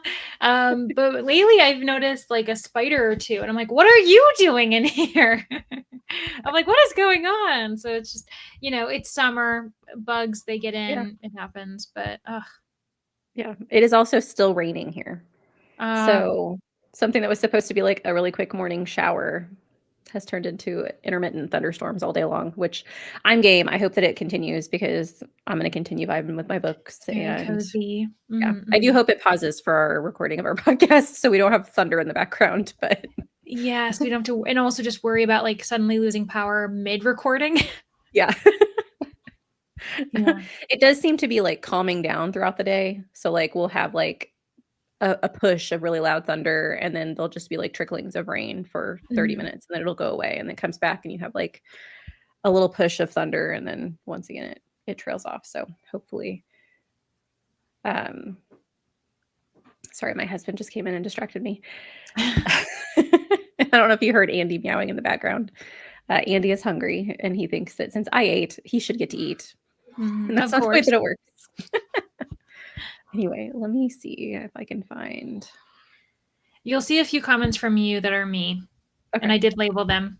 Okay. Also speaking in ye old can help sort things out in real life because it forces the brain to slow down and consider before making decisions on what to say. I could see that, like with classics, like they do force me to slow down my reading. I can't. There's no way I can Mhm. listen to those. If I do listen to them on audio, I have to listen at a really slow speed. Mm. Finished Cat's Cradle. What a crazy book. I was gonna say what a cozy book. What a crazy book. Glad you got finished. In truth, we have yet but needeth to consider yonder points. But, and I know this is alas, there were several like autocorrects. Poor Rope. I shall return. My books are beckoning me and almost say, "Hie thee hither." You're hilarious. To make it clear, romantasy is my second most read genre. So I'm not criticizing it just because I feel like the quality has gone down dramatically in years. Yeah, I don't read romantasy, so I shouldn't probably put my 2 cents in, but I'll just say, like, because of it getting so popular in the last, I don't know, year that I've been on BookTube, it feels like it's just skyrocketed sales. One, I think that leads to mismarketing because people are using the title or the genre of romantasy to sell books because they know that it's Mhm. popular in the moment. And then I think that that also means overproduction of, like, I think that publishers are looking for more romantasy and they're putting them out maybe with, I don't know how publishing works as far as like big publishers. So I don't know if they do have processes where they just push books through and don't actually like edit and revise and things like that. I don't know, but perhaps something like that's happening. Yeah, that's what my thought is too. Because like, it's not like romantasy is not new, No. but it's suddenly on publishers' radars, and like book talk, reels, social media has really like been glaringly, in their face about it, and they're like, okay, well, we're going to jump on this. And it could be a situation where, yeah, they've pushed a book through where it has a good premise, but they're speeding through to publish it faster. And then and not necessarily just for like author, like quality, like an author's writing quality, but even in just like the publishing quality. I mean, there were like huge issues regarding, what was it, like the second Fourth Wing, specifically because of how many misprint issues and like all Yeah. of this stuff, books being promised, and then suddenly there weren't enough for like, it did a trickle down effect, not just for like, say, writing quality, for whatever the case is. And you start to see a lot of repetition where Yeah. a story is not just, it's just slightly changed and everyone's like, this is reminding me of X, Y, Z, like all of these books, because we're not, we almost need the oversaturation to come to a point where everyone's like, okay, we need to revamp, pull back, start to kind of be satirical about it, which is what my comments were. Because you see that with like oversaturation of like certain ideas, then we can make fun of it, and then we can kind of backtrack and get back to the quality stuff that doesn't, not everything gets kind of published immediately, you know? Yeah. Thanks for being here, Ro. We appreciate it. Rewatching the last chatty bit, maybe you could do a deep dive on the Goblin Emperor. I could. And I could like do like a little series recap of all the novellas too. That'd be fun. Yeah, you're like, don't tempt me with a good time. You don't have to pull my arm or twist my Yeah. arm. And if us as readers and the publishers will stop putting pressure on authors so they can take their time and write and edit, the quality will come back. Yeah. This was your comment. This is me talking about it. Whenever we get an oversaturation of a genre theme trope, there's tipping point into satirical works being published and then it rebalances. Yeah, for sure. I agree. Yeah, your different genres, westerns, and I do see it with vampire. Like, I feel like there's a cycle. Like, vampires become popular, and then werewolves come back, and then zombies come back, and then we come back around, for Yeah, sure. and you do see it suddenly, like, there's some comedic versions that get Yeah. published, like, Yeah. even, like, the zombies, I remember we suddenly got a bunch of TV shows that Yeah. followed zombies, some of them more humorous, like iZombie, like, it was serious, but it was also very comedic, or even Warm Bodies, that, like, Yeah. book/movie, that, like, those, I think once you get into that, then people kinda calm down, and then they can come back, and Yeah. so, yeah. My orange kitty Ernie was looking around at the meow. Andy does this too. He's like, "What's happening? Is there a cat in my house?" I literally just finished I'm Just a Person. Yay! Realizing I'm not in the mood for the remaining manga. Those will likely get saved for the other time. Hey, yeah, Absolutely. I have tons of manga that happens too. Like, you'll get, like, on a binge where, like, it works for you, and then all of a sudden you're like, "Oh, I'm kinda tired of this. I wanna do something else," and then it takes me forever to get back to them, so I get that. Those will likely stay for another time. I'll have to find something else short to read to start July books instead. Lovely. Busy sprint. You ate, video chatted with my grandkids, talked to a friend, listened to some of Gallagher Dream Department Store while prepping my grocery list. Amazing. Love productivity. Showered up and finished another chapter in Gideon, almost 75%. Really enjoying the story and random humor bits. I think Gideon's so fun. I read another 10 pages of The Serpent and the Wings of Night and made lunch and a smoothie while listening to Stillhouse Lake. Sounds lovely, Mindy. I finished my outline, yay, and had dinner, but I am so over making dinner for my brother. He asks for noodles. We got a new brand. I make I make him, him the noodles. And he takes one bite and says, I don't like it. And then he doesn't eat it. Oh, that stinks. I'm sorry. I now only have 5 stories remaining in the Celtic Fairy Tales compilation, and I'm 25% of the way through Percy Jackson's Camp Half-Blood Confidential. Wonderful. Managed to finish a box full of murders. That sprint. Enjoyed it. It was a fun, easy read. Just what I needed. Lovely. I love to see it. Love to see all of you guys finishing books. Amazing. Hello, Vanessa. Oop, here's Andy. Didn't read anything. I was catching up on BookTube videos I missed this weekend. And of course, my cat leg is in front of my face. But I am hoping to continue Master of Jen, and I started a few days back before bed. Bud, can you get down? You can't sit on me right now because I have pants that you'll rip with your claws. Okay. Oh my gosh. Yeah, I know. He's like, but I'm so used to being on your lap. And you're like, no. What type of ants are they? They are the little ones, like the little tiny ones. He almost fell off my desk just then. That would have been really funny and bad at the same time. Yeah, they're the little tiny ones. So I know, like, it happens every summer. And I know it's because we have landscaping like right up close to our, like, next to our house, which if I ever like buy another house or if we ever redo the landscaping here, I'm definitely going to do like rocks or something next to the house because I think that that's part of the issue. Been doing a barrier spray around the house. It helps keep the ants outside. We have a lot of ant hills in our yard. So we have some pellets that we'll put out. We do have to be careful because we have Cooper who goes outside. If it was just Andy, he never goes outside and it wouldn't matter. But since we have Cooper, he does go out into our backyard. So we have to be careful about what we put in our yard. But if it's a spray that's safe for pets. So my parents, they had this guy approach their home and he was like, hey, like we're down the road. We're spraying someone else's home. And they said that they do it every 6 months.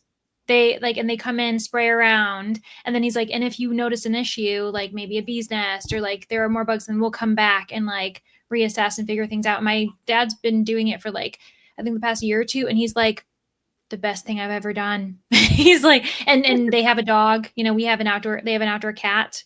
And so, yeah, like, I think that probably depending on the company and what they use, as long as they know that you have pets, it can work. But literally he's like, I should have done this years ago. Huh. So I might have to look into that. Yeah. We've tried I can't remember the name of it. My mom gave me a spray that's pet friendly that you can use in the house. And we've tried that and it does work as far as like the ants don't like it, but it's more of it also doesn't smell very great. And you almost have to leave it out. Like you can't just spray it and then it's gone and then the ants will go away. You have to like leave the spray on the counter and then it gets greasy and it's just not as user friendly. And while you're making food, you're kind of like, I don't really want to be digesting what, is, yeah. Yeah. I checked my story graph. I read all of the novellas in this universe back in 2021. So I'll be able to finish the series off. Lovely. That's fantastic. More progress on my last book. It's a bind up of a cycle of 3 plays, and I'm ready to start the final play. Wonderful. The editing also take a back seat. Let me make sure. Oh, it doesn't. I don't really need to pause it, but I will. The editing also takes a back seat. I mean, Italian suite or Italian suit in medieval fantasy world. Oh, yeah. So like in a fantasy world, and they're like, oh, he's wearing an Italian suit, and it's like there are Italians, like they're I didn't Italians think are about real that. people, like they're not a fantastical. That's how I felt about something else I was saying the other day. Oh, with Empire of the Vampire, I mean, I had multiple issues, but I was like, you realize that French people are real. Like the French language isn't fantastical. Like, so yeah, that's a good example, Annika. I agree with your thoughts on romantasy. Those all of my assumptions as well. Horror has slowly been taking over my romance and romantasy reads this year, and I'm not mad about it at all. That's amazing. I've I not need to been get feeling back into horror horror. recently, but I'm hoping that this next month will, because we have Summerween. Summerween's coming up in July, so I'm hoping that'll kickstart it a little bit. Who's the host of that, or is it just? I think Gabby Reed's is the main one. I think there's 2 Okay. people, but I think Gabby Reed's is one of them. Okay, cool. So, and I think it's July 5th through 12th, if I remember correctly. They're 5 like really easy prompts. It's like read a book in the dark, read a horror or a thriller, read a book with the sky on the cover. And I don't remember what the other 2 are, but like they're pretty easy to fulfill. You don't even have to fulfill them with horror reads if you don't want to. Oh, okay. I want to get to Catherine Addison, so I'm just asking for my own benefit since it'd help me out or help me get the books sooner. Are you just asking like where to start with Catherine Addison? I've only read the Goblin Emperor series by Catherine Addison, but I have a couple other ones on my list. Specifically, The Angel of Crows, I think, is my next one that I'm gonna read. But I would recommend The Goblin Emperor, political fantasy. It's not cozy, but it's like nostalgic, kind of slow-paced plotting. Yeah, Louisina's just saying that she just wants the deep dive for her own benefit. It's not that she's asking for advice on where to start. Mm-hmm. Yes, I'm so excited. I will definitely do that because I do want to reread that series. So it'll just give me an excuse to do that. Master of Gin is queer fantasy mystery, just FYI. It's on my list. And I think the same author wrote some short stories, right? I think that's been recommended to me by Yelena, I believe. Huh. So yeah, I would like to give that author a try. Master of Gin, so good. Oh yes, and the same author of Dead Cat Tail Assassins. I want to read that one really badly, actually. Yeah. Yeah, I've heard good things. Yeah, the cover isn't my favorite. I think we've talked about that. Yeah. But it sounds really good. Yeah. Sometimes get the teeny ants and those little ant traps that stick to the floor normally take care of them pretty quickly. Yeah, we've had actually no, I haven't tried those. I've tried like the essentially ant poison that they take back to their nest and that works, but you have to like leave it on the counter for a week in order for it to work. And Andy likes to get into stuff like that. And so I've like come up with a contraption of foil. He really doesn't like the sound of foil. So I'll take aluminum foil and crunch it up and like form like a tent around the ant poison on my counters. So he can't get to it. Yeah. They have a little roof on them so the ants can get in, but pets can't. I'll have to look at that because I could totally see, like, especially if it's something he could stick his paw in, he would do that. But like if it's something that he can't get into, that'd be great. We even have like the mouse traps that are like pet friendly. They're like in like a little container so the pets can't put their hand or their paws in them. Raid ant traps, no smell, no aerosol. Interesting. I'll have to look that up. Thank you. Hello, Witchy. Welcome. The barrier spray I get is meant just for around the house, not in the yard or the house. So it doesn't kill them, but it deters them. Interesting. Yeah. We have a creek and woods beside us, so I'm careful of what we use. Yeah, I didn't think about that. We do have a creek behind our house too. Excited for Danny to read more horror. Me too.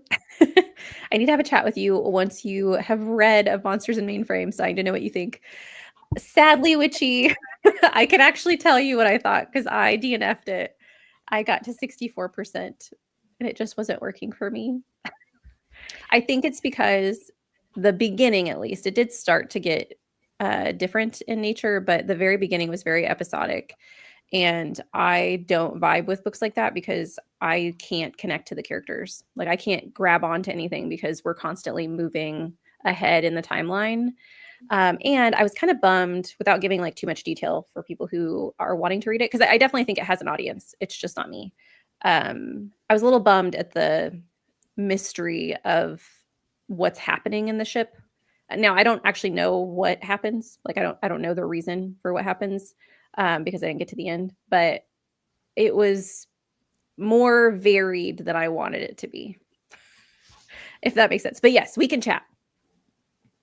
I'll give you details since I know Yeah, you've when I read saw it. that comment come in, I was like, oh no. I was like, I'm so Danny has sorry, bad Witchy. news. I wanted to love it so bad because I know that you really loved it, but yeah, it just didn't work for me, which I'm really depressed about. Asking for the deep dive. Yeah, I figured it out because of Leandra. My brain is not working today, friends. The openings in the ant trap are maybe 6 millimeters, so he might be able to get the tip of his tongue in, but not his paw or toe. He probably wouldn't do that. I don't see him licking things very often, but he definitely likes to like bat at things. We have spider traps, and we have to be careful about where we put them because he'll get him stuck to his paw. And then we have to like cut he's got like little fur tufts that are in between his toe beans, and we've had to cut those before because he'll get them stuck. Oh my gosh. The box likely has pet instructions. Good to know. And Raid is a pretty common company too, so I would think that would be pretty accessible to get. Almost hoping to participate in Summerween. Might try some thrillers as well. It's easy to find some quick summer reads in a genre, and I've been craving something like that. Lovely. Yeah. I think it's a good like little taste tester of, and that's why I want to participate, because I haven't been reading a lot of horror.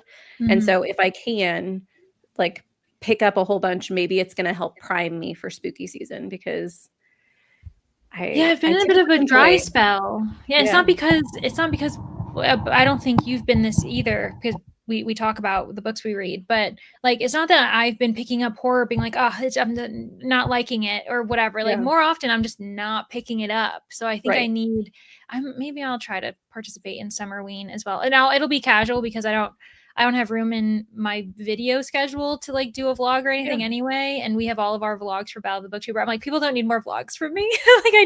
I'm not a vlog content creator. So that could be like a really casual thing. I do have a few, like Overgrowth. Want to read that. I want to try Cold Eternity. I'm nervous, but Dead Silence was so good. And then I still have Blood on Her Tongue by Joanna Van Veen. So it'll be good. Yeah, I'm excited for it. I'm interested. It's like a maze. So the poison is in the center of the maze and it's ant-sized. I know the ants are such a pain and can ruin food. Yeah, they make me mad. It irritates me. Every time I see one, I'm like, ah. You survive. Sorry to hear it didn't vibe with you. I get the episodic thing, I guess, because I knew it was going to follow the AI predominantly. I was able to ignore that part and connect. Yeah, and I think because I liked Demeter's character, which is the AI, I feel like some of the moments that we sped through, and this might make sense to you since you've read it. I'll try and be as vague as possible so the people in the comments. But there's at the very beginning when we first have like the experience that we get to see Demeter dealing with this problem that is on her ship.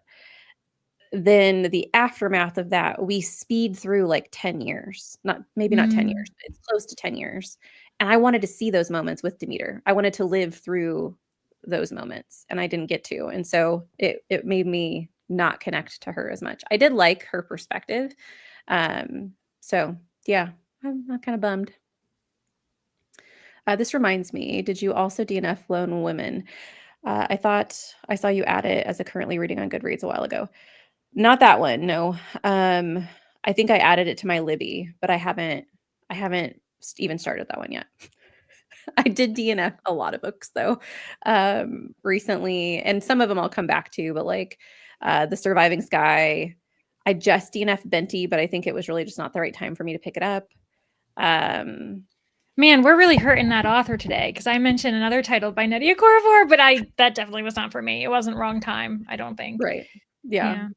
Yeah. I just think like I've gotten to the point now when I thought, or when I am, I don't care to read books that are just going to be meh for me. I've kind of gotten more particular about it recently, and I think it shows with my Goodreads, my little bar graph or whatever. I have like 2 1 stars, 4 2 stars, and the rest are 3 4s and 5s, because if I have a book that I'm like, I don't know, I'll lose interest and be like, meh. Yeah, I'm just gonna move on to something else. 3-star range books, I'm starting to be like, depending on the threshold, the 3.75, Yeah. even 3.5 to an extent, but if it's feeling 3.5 or lower, like there are moments where I'm like, what am I doing? Like, Yeah. especially if I keep pushing myself, I'm like, what might be a 3.5 at the moment, I might start getting mad. Like Yeah. I might Yeah. want to take it out on the book, and suddenly it's a 2-star, and I'm like, now no one's happy. Like I Right. shouldn't have kept reading. So yeah. Lone Women, I really want to get to, because I want to love Victor Laval. I want to. But I've already read 2 books by him, and I'm starting to think that he's like Octavia E. Butler for me. And I know Octavia E. Butler is like a beloved author, but everything I've read by her, I don't like, because it's so bleak, and there's not, I feel like there's not enough light in her writing for me, and I think Victor Laval is the same. So that's the Yeah. issue I've had with him. We'll see. Are you still interested in the newest book by the author of My Darling Dreadful Thing? Yeah, Which we that's just the mentioned. Yeah. yeah. Blood on Her Tongue. Yes, the answer is yes. I need to go back and read My Darling Dreadful Thing, because I actually haven't read that. I started it, and then life got distracting. Like it wasn't the book. I lost it on Libby, and then I didn't have time to get back to it. Yeah, it's so good. I'm really excited about Blood on Her Tongue, I think, or Blood on, is it Blood on the Tongue or Blood on Her Tongue? Blood on Her Tongue, because it's from what I understand, it's historical, and the main character's sister, I think, is like a vampire, or so she's dealing with that. Okay. Yeah, I think it's gonna be good. I got really attached to the AI in a long way to the angry planet, or a small angry planet. So I guess it's just something that hooks me. I really like humanoid AI. You need to read Service Model, Witchy. I was about to be, I'm like, we got a laundry list. Service Model. If you have read A Song for the Wild Built, I mean, that is by the same author, and it's a robotic, humanoid character. Listen, yeah, that's my thing right now, witchy. Like I love robot AI characters, like especially when they like feel very human and it's meaningful. So yeah, we got you. But Service Model is a great one to start with. Debating starting Castle in the Air, book 2 after Howl's Moving Castle, but I heard it hasn't aged well. Has anyone read it? I haven't read any of those books. Me neither. I do know a lot of people love it though. I liked the beginning of Howl's Moving Castle, but it felt like the last third didn't age well either. It's a bummer. Yeah, I don't know. I'm trying to think, because there definitely have been books that I've picked up like real quick in DNF. So I'm like, was that one of them? I don't think it was. I don't know, unless it might have just been a situation where you like interacted with a book that has a similar title, or author. I don't know. Yeah. Just watch. I'm going to go and check my Goodreads, and it's going to be on my DNF shelf. Yeah, you'll be like, oh, never mind. It was called Blood on Her Tongue. I just realized Leandra mentioned it. I bought it, but I didn't see anyone I know who's read it, and I'm procrastinating on it. Might try to squeeze it in for Summerween. That'd be fun. Yeah. I mean, I don't know that it's going to be great, but like I absolutely love My Darling Dreadful Thing. So I'm excited to read anything by that author. Yeah, honestly, I think it was a mental thing. I was reading Benty while I was putting together my bookshelves, because I reorganized my bookshelves, and I think that I need to like be sitting and like playing cards or something where I'm not like thinking about the organization of things. And so I don't think it was the book. I think it was me.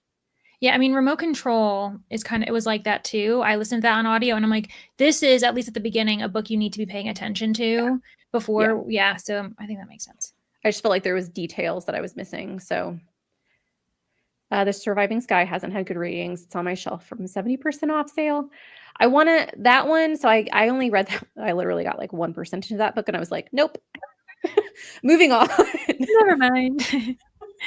I think that one, it's not great. It wasn't great for me because it was during TAR and I was already kind of feeling a little bit rushed and I just wasn't vibing with the writing style. And so I Mhm. do want to at least give that one chapter, like at some point in time, maybe I'll do a video of that, like trying one chapter of books that I've DNF'd in the past to see if they intrigue me. But yeah, that one, it just wasn't working for me. I think the other thing is I recently started watching the anime Frieren. I love Frieren, which follows the POV of an elf, which means a lot of time jumps and humans dying because of an immortal. I find it fascinating. I have the manga. I haven't been watching the show, but my husband watched the show and then bought me the manga, and I've been reading it, and it's so much fun. I love it. I love her perspective. Nadia Korafor is an author who has a writing style that's fully hers, and she might be a lover or hater, or lover or don't quite vibe with it. Yeah. I will say that her most recent book, Death of the Author, I think is not written Vastly nearly in different. the same way. Yeah, like it's I've only read Remote Control and then I tried Death of the Author and I was like, "Oh, this is not the author I expected." Like this is writing style is completely different. I mean, it's like basically literary contemporary fiction with like 5% sci-fi. And so I was Yeah. like, this is like yeah. So I would be careful depending. Like I'm sure a lot of her works are very similar style, which is why I'm excited to go into her backlist. But like if you like her other stuff, Death of the Author may not be for you. From my own experience, I was like, this is. I would think that this is not by the same author. I truly wouldn't have. If you took away the name and everything, I would think they were written by two different authors. Huh. And it is her newest work, right? That's her Yeah, newest release. yeah, it's her newest work. It's very much like I've heard, like from what I've heard about, what's it called, Yellowface. I've heard it's like that book, which I Mm, also know wouldn't be a book for me. Like yeah. I'm not interested in that kind of like contemporary general fiction.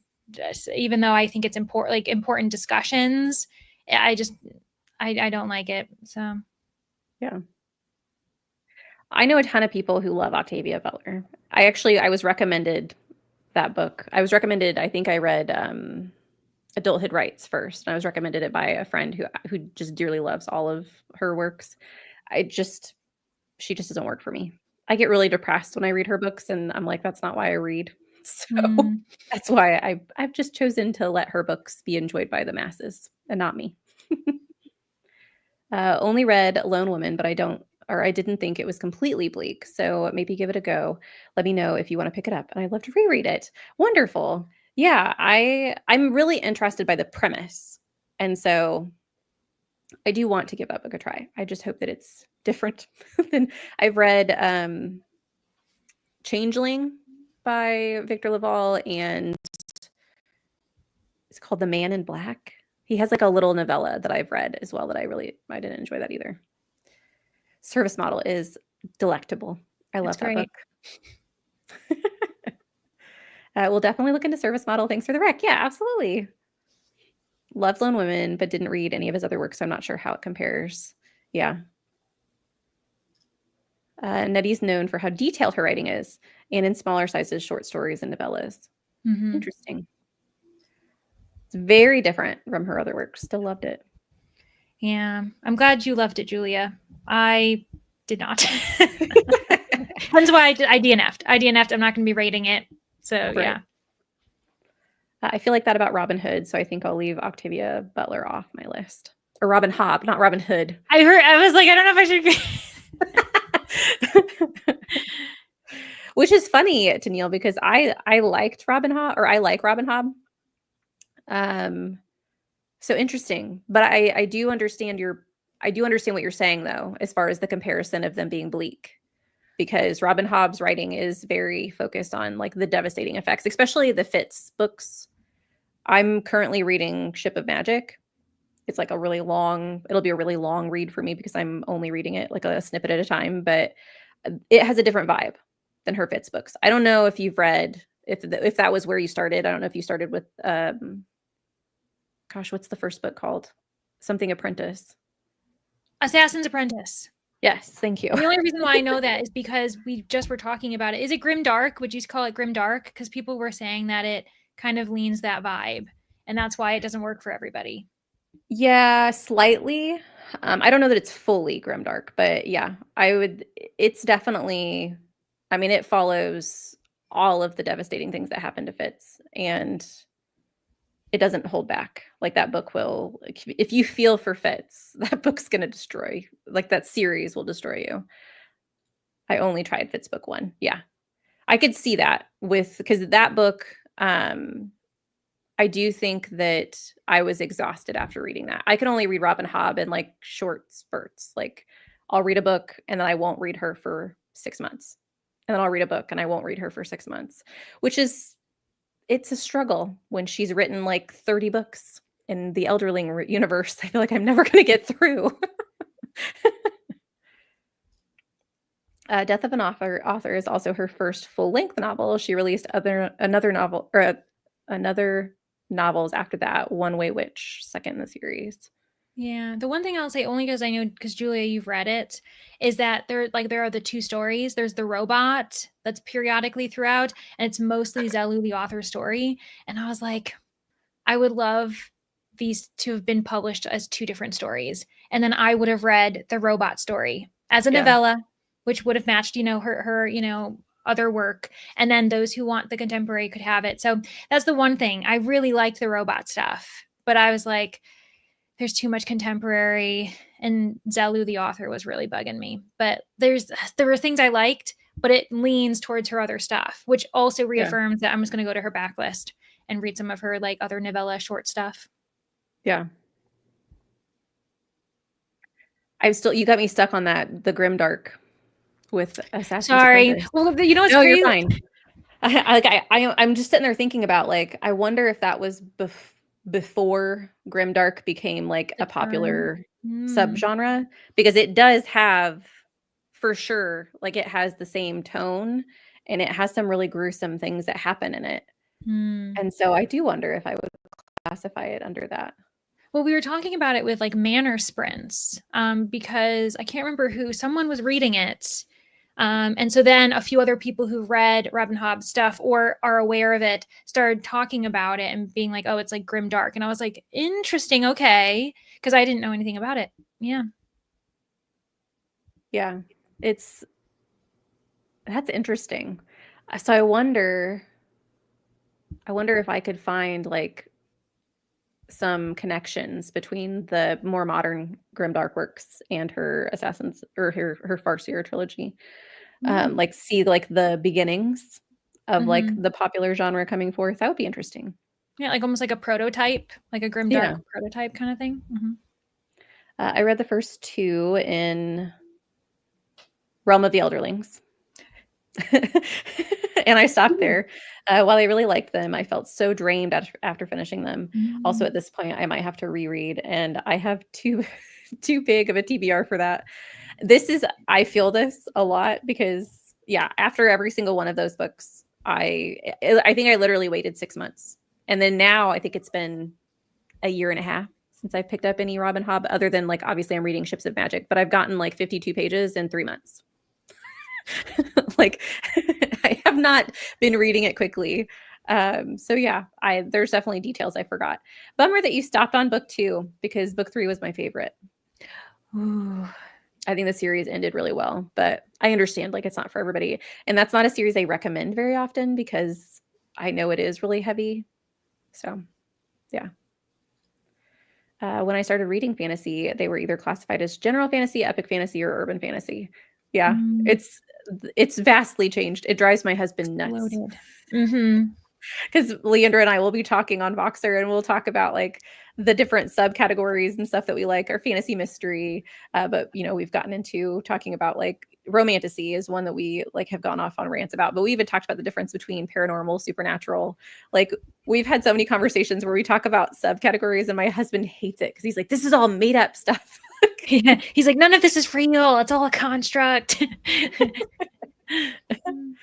Subgenres to help somewhat find what you like, but can get tangled for sure. Like it gets convoluted at times. Yeah. Because even when we were trying to categorize Isabella Nag, like we were like, where do we put this? So yeah.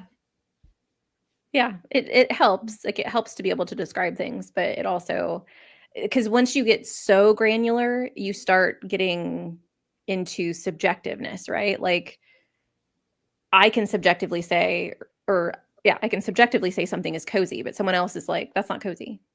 Right. Yeah, And exactly. so, yeah. To be fair, Assassin's Apprentice is 30 years old, and it's likely before Grimdark became popular subgenre. Yeah, Yeah. for sure. Yeah, thanks for being here. It's a fun chat. I hope you have a good rest of your day as well. And that's actually a perfect place to end because we are at the end of the comments. So remember, friends, we do have Battle of the Booktubers coming up on Tuesday. It starts. So make sure that you guys are paying attention to that. Do you have any videos or any things that you would like to promote before we leave for the day? Tomorrow, my July TBR comes out. Yours is already out, so if anyone hasn't watched it, they probably should. And then, yeah, just getting excited for Battle of the Booktuber. Yay! I'm so excited. And thank you guys for hanging out. I appreciate you guys being here. It's been lovely. A lovely Sunday morning, a productive Sunday morning as well. So we will bid you adieu. We hope that you have a lovely rest of your day and that you guys enjoy the rest of your weekend. Have a good night's sleep for those of you who are closer to sleep time than we are. And we will see you around the Bookiverse. Bye.